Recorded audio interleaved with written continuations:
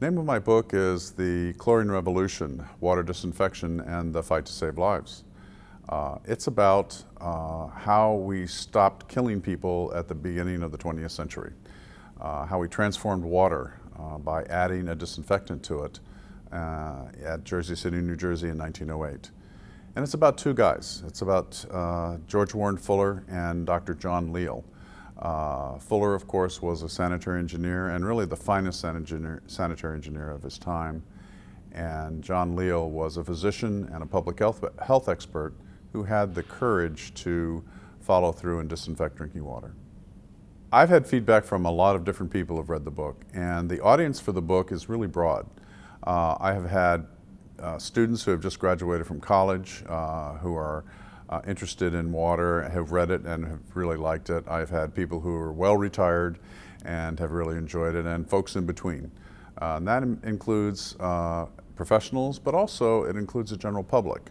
A number of our friends and other people that I didn't know who are lay people as far as water is concerned have read the book and have really enjoyed it.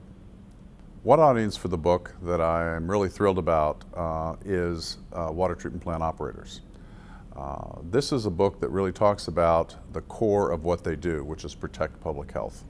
And I've had a really great response from a number of operators who've written me emails and actually written reviews online about the book, and they really find it great as far as how they do their job and the reason why they do their job.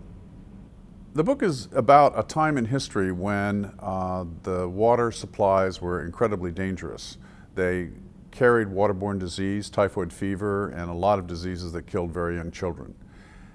And this was a time when it was very expensive to treat water with slow sand filtration, and people would not allow chemical disinfectants in the drinking water. They were afraid of chemicals at the time for a lot of reasons, but chemical disinfection was simply not possible. This was then a decision by a physician to put a stop to that.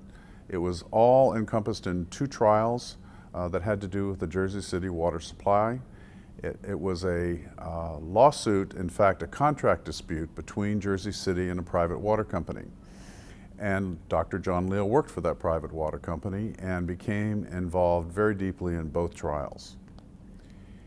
It was his decision after the first trial, when it was found that the water supply was not pure and wholesome, which was in the contract, for him to then, at full scale, at 40 million gallons per day, put in a chlorination system that had never been built before, designed before. And he knew there was only one person who could do that, and that was George Warren Fuller.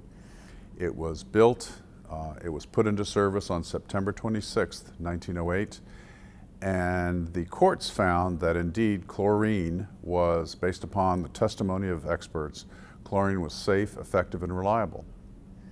After the decision by the court, by the special master, the New Jersey Supreme Court found that that was absolutely correct, and they agreed with the decision, and then chlorine use exploded across the United States. Operators today can learn a tremendous amount from the book. We know that they're on the front lines every minute of every day. It's their job to produce safe drinking water. I'm not an operator, and I've worked with operators, and I respect them tremendously because I know what they have to go through and what they're faced with every day. And I hope that my book will give them a bit of an insight and also an assist when it comes to fighting for the things that are really critical in drinking water treatment, making sure the budgets are right, making sure that they have the tools in order to provide safe drinking water to the public.